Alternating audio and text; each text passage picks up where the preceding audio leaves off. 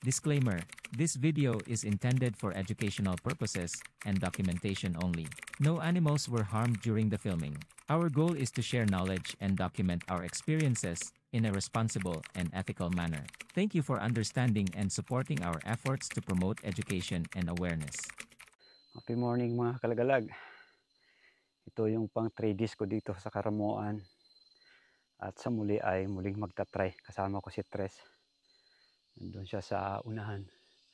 Ako naman ay nakarinig ng 2 tilaok ng labuyo at 2 babae.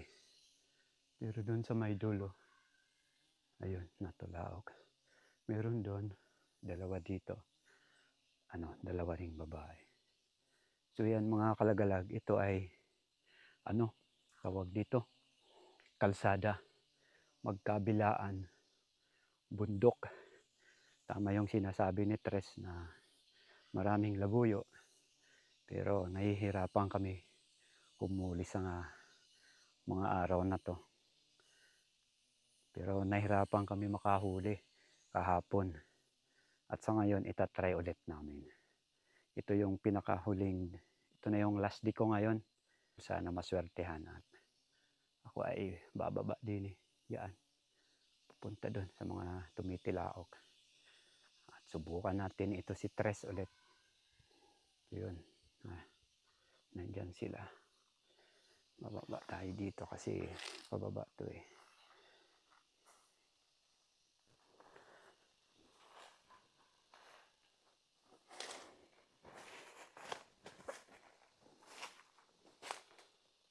Yan mga kalagalag ang spot. Pababa doon. Medyo tarik ng konti. Nandun yung labuyo.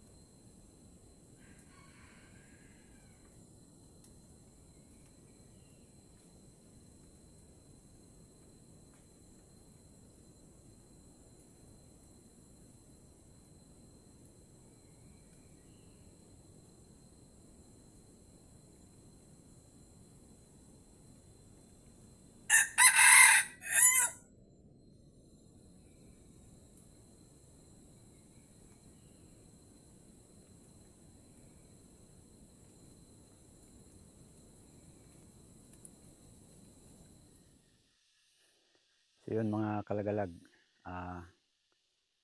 trinay natin ulit si Tres. Kahit maraming labuyo dito, kahit dito lang sa baba ng kalsada ay naglipa na sila. Kanina nga yung dalawang lalaki tsaka dalawang babae. O tatlong lalaki yun, pero ganun pa rin. Pangatlong araw ko dito sa Karamuan ay hindi ako binigyan ng pagkakataon ng inang kalikasan na makakuha ng isa man sa mga alaga niya dito. At yan, maririnig niyo mga kalagalag, yung kutak ng mga babaeng hinahin. At yan ay may kasamang tatlo yan. So, pagpasensyahan na wala tayong huli na naman sa araw na to. Puro lang sila aligid, paramdam, at di tayo siniswerte. Iwan ko lang si Tres kung ano nangyari sa hunting niya sa ngayon. Nandun siya sa taas mga kalagalag. Bali, nandito ako sa baba ng kalsada. So, dito nga sa paligid ko ay mabato. So, yan. Malalaking bato to. At di man tayo sinerte sa adventure natin dito sa Karamuan, ay baka naman swertein tayo sa susunod nating dayo dyan sa Hubilyar Albay. Kay Janlo Nota, dyan sa part siya ng Albay Province. So doon tayo next month, baka sa Mayo ay ating siyang mapuntahan at mapagbigyan sa kanyang hiling na ako ay makasama rin sa paghahunting ng labuyo. At ang mangyari nito, magliligpit na tayo at ako'y pauwi na rin ng Legazpi City. After ng lunch ay diretso na tayo doon. At shout out ko ang lahat ng mga katenero. So yun lang mga kalagalag. Ito ang aking 3 days hunting adventure dito sa Karamuan, Camarines Sur. At masaya yung aking naging experience kahit nga hindi tayo napagbigyan ng inang kalikasan na makakuha ni isa man sa kanyang mga alaga dito sa gubat. At si Tres siguro hinihintay na ako dun sa taas. Ako'y aakyat na dun. Medyo malayo-layo pa to kasi pababa to. Masyadong medyo tarik ang lugar na to. At ako'y magliligpit na. At si Tres, pahinga na siguro, hindi na siya natilaok na maos na napagod. So yun mga idol, at ako ay magliligpit na ng aking mga sinet up na.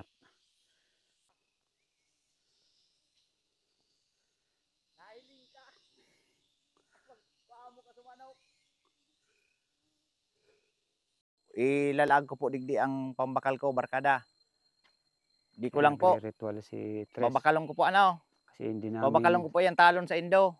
hindi Yung namin nagdulok sa makuha-kuha Subagaw, yung pagbalik mga ko, irigalo labuyo. naman lamang din sa kuya. Barkada, salamat. Ayan, binibili niya ng piso yung alaga ng kalikasan o yung barkada, kaibigan. Nagritual siya ng 1 piso lang. Bro? Nagritual ka ng 1 piso? Oo, para bilhin natin yung alpas. Oo, kasi nung pumunta daw ako dito, parang ako yung mabigat sa hunting ni Tres. Wala siyang makuha ni isa. At yun nga kahapon, para kaming namaligno doon sa bundok Aramam. Bundok Aramam. Pinahirapan kami doon, yung tenga namin parang sasabog sa ingay ng kuliglig.